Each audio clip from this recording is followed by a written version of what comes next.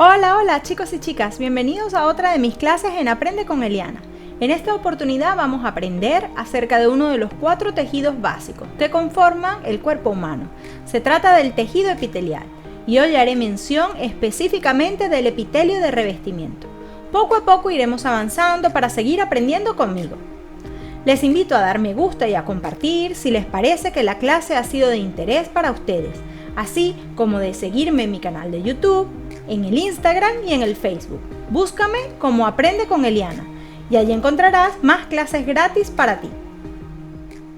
A mí siempre me gusta empezar informando cuáles son las cosas que voy a estar comentando en cada clase. Hoy vamos a hablar, como ya les dije, del tejido epitelial de revestimiento. Vamos a definir qué es el tejido epitelial en general, recordar cuáles son las capas germinativas de los cuales se originan. Vamos a decir cuáles son las características específicas de este tipo de tejido y luego vamos a pasar a describir sus células, que van a tener una característica súper importante que va a hacer que se le describan diferentes superficies celulares. Por lo tanto, van a tener especializaciones de superficies celulares dependiendo si estamos en presencia de la superficie apical o lateral o basal de las células epiteliales. Importante y que a veces cuesta un poquito es definir. El tejido epitelial, como es un tejido, lo primero que ustedes ya tienen que saber es que es un conjunto de células. Además, es un conjunto de células que me van a formar el parénquima de los órganos. Un término que puede ser nuevo para algunos de ustedes, ya yo lo he mencionado en alguna de mis clases, y significa que es la parte funcional de ese órgano. El tejido epitelial puede formar glándulas, que son estructuras especializadas en la secreción de sustancias. Por esta razón, el epitelio o el tejido epitelial se va a dividir en epitelio glandular y epitelio de revestimiento, de lo cual vamos a hablar un poquito en esta clase. ¿Qué hace un epitelio? Un epitelio va a estar siempre presente en superficies libres, por lo tanto va a revestir y tapizar superficies o cavidades corporales. Va a tener la particularidad de poder controlar el tránsito de moléculas que pueden pasar a través de ellos. Además van a ser protectores contra patógenos y otros agentes externos. Van a tener la capacidad sus células de secretar y absorber sustancias y van a poder tener interacción con otras células epiteliales, con tejido conjuntivo y con el otro tejido básico que es el tejido nervioso. ¿De dónde se origina el epitelio? Nos recordamos de las 3 capas germinativas. Si no se recuerdan mucho, pueden mirar la clase de gastrulación que la tienen a total disposición en mi canal de YouTube y allí les explico un poquito de qué van estas 3 capas germinativas. Es el ectodermo, el mesodermo y el endodermo. El ectodermo se va a generar todo aquello que tenga relación con el mundo exterior, pero en el caso del epitelio yo voy a tener que del ectodermo de superficie se me van a originar la epidermis con sus anexos, que me incluye la uña, el pelo, las glándulas sudoríparas sebáceas, así como la porción secretora y excretora de la glándula mamaria.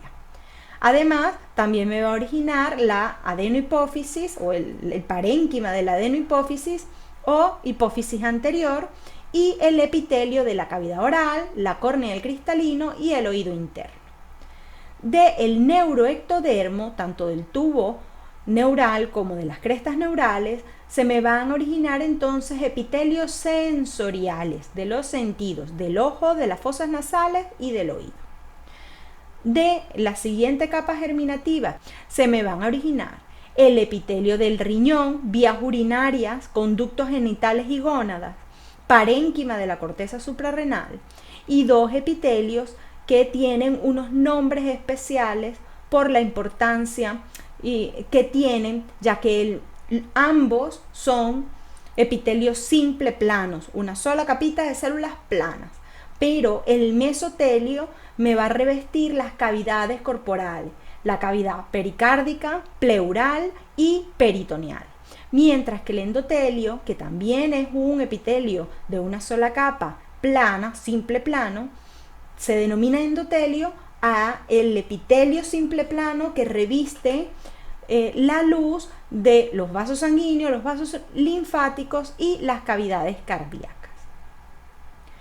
La última capa germinativa que nos queda por analizar es el endodermo embrionario.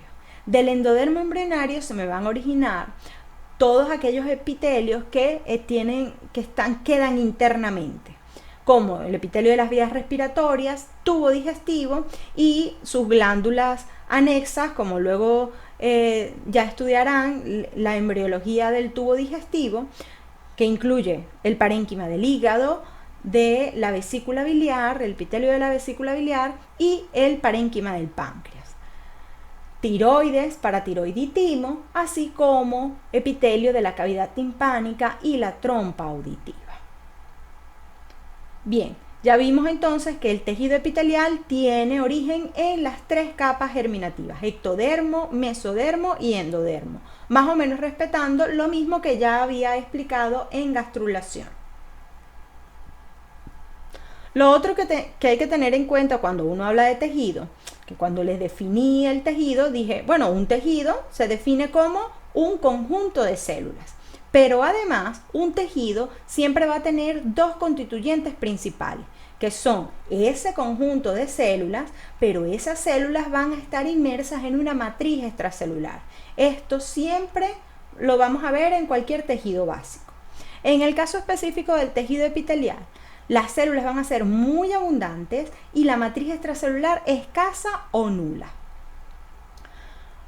Otra cosa importante es que el tejido epitelial no posee vasos sanguíneos, es avascular.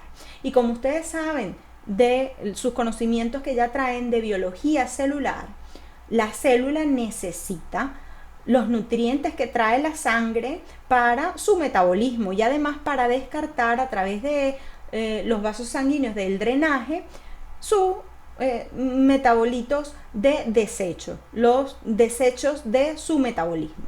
Entonces, ¿cómo hace? Esto nos lleva a otra característica especial, ¿verdad?, que tiene el tejido epitelial, y es que siempre se va a relacionar con un tejido conjuntivo. El tejido conjuntivo es un tejido básico también, que lo vamos a ver luego, y que una de las características que él tiene es que tiene mucha irrigación. Entonces, ¿qué es lo que hace el epitelio? Él no tiene vasos sanguíneos, pero se pega, se relaciona con otro tejido básico que sí posee muchos vasos sanguíneos, y con esto va a garantizar su nutrición y la manera de descartar sus productos de desecho. El tejido conjuntivo que se relaciona íntimamente con el tejido epitelial se denomina lámina basal. También la pueden encontrar como membrana basal, y a eso luego vamos a hacer referencia cuando veamos un poco más adelante, cuando veamos alguna clase de final de epitelio o de pronto el principio de tejido conjuntivo. El tejido epitelial va a formar las porciones secretoras y excretoras de las glándulas, y además sus células pueden actuar como receptores sensoriales. Quiere decir, esta parte de acá, ¿verdad?, es que así como se relaciona, como les dije, con epitelio, se relaciona con tejido conjuntivo con la lámina basal, pero también al relacionarse con el sistema nervioso va a funcionar como un receptor sensorial. Bien, las células del tejido epitelial tienen una característica que las identifica, y es que poseen polaridad. ¿Y qué significa que posea polaridad? Les voy a pedir que hagamos un ejercicio. Pueden tomar cualquier hoja que tengan por allí a la mano mientras están escuchando la clase, y si no tienen hoja, papel y lápiz, pueden imaginarse. Les voy a pedir que dibujen o se imaginen una célula eucariota. Por la experiencia que me ha dejado la docencia presencial con mis muchachos de ciencia de la salud, la mayoría de ustedes habrá pensado o dibujado algo parecido a esto. Una célula redonda u ovalada con un núcleo más o menos central, redondo u ovalado también. Alguno se habrá acordado de dibujar alguna que otra organela. Lo importante de esto es que nos recordamos que la célula, ¿verdad?, tiene retículo endoplasmático rugoso, que tiene aparato de Golgi, mitocondrias, vesículas que almacena, que hace exocitosis, que hace endocitosis, que moviliza cosas a través del citoesqueleto, que tiene algo de rigidez gracias también al citoesqueleto. Yo puedo ver aquí cómo está haciendo endocitosis y por aquí haciendo exocitosis, y da igual un poco por qué parte ella puede hacer endocitosis aquí en algún momento y en otro momento por aquí, y puede secretar por exocitosis aquí o por aquí, da igual. Las células, como la habíamos estudiado hasta ahora, no les daba igual por dónde funcionaban. Cualquier parte del plasmalema, de su plasmalema, era igual. La polaridad se refiere justamente a que las células epiteliales sí van a discriminar un pedacito de la membrana u otro pedacito de la membrana. Y van a tener nombres diferentes. Las cosas van a entrar por un sitio de la membrana y van a salir por otro sitio. Esto implica que las células epiteliales poseen entonces superficies de membrana plasmática, dependiendo de qué. ¿De qué estructura se relaciona con ese pedacito de plasmalema? Esto lo voy a explicar con un dibujo de comiquita. Entonces tenemos este epitelio que tiene una sola capa de células, simple, ¿verdad? Y las células son más o menos cilíndricas. Si yo voy a tomar como ejemplo esta célula que estoy señalando acá, entonces, ¿qué vamos a tener? Fíjense, este pedacito de membrana de esta célula se relaciona con la superficie libre. Por lo tanto, ese pedacito de membrana me va a representar la superficie apical de esta célula. Esta célula además va a tener unas superficies con las cuales se va a relacionar con las células epiteliales que tiene al lado. Entonces, estos pedacitos de membrana van a ser las superficies laterales. Mientras que este pedacito de membrana que se relaciona con la lámina basal y el tejido conjuntivo subyacente me va a representar la superficie basal de esta célula. Se tienen que quedar con la regla de que la superficie apical, basal y lateral va a depender de con qué se esté relacionando esa parte del plasmalema. Nada tiene que ver con que si está arriba, abajo, a la izquierda o a la derecha. En este dibujo de comiquita, como es un epitelio simple, da un poquito igual. Decir, esta es la superficie apical porque está arriba o porque se está relacionando con esto. Da un poco igual, ¿verdad? Esto, para que vean al punto del que quiero llegar, les voy a poner otro dibujo de comiquita. Entonces aquí ya se nos complica un poco más la cosa porque tenemos una estratificación de células. Va a tener un epitelio que es estratificado, va a tener muchas células unas encima de las otras. Entonces, vamos a escoger alguna célula. Vamos a escoger esta célula que está aquí. Entonces, si no nos quedamos con la regla, ¿verdad? Entonces yo digo, bueno, esta es la parte de arriba de la célula. Entonces, como es la parte de arriba, entonces esa será la apical y estas las laterales y esta la basal.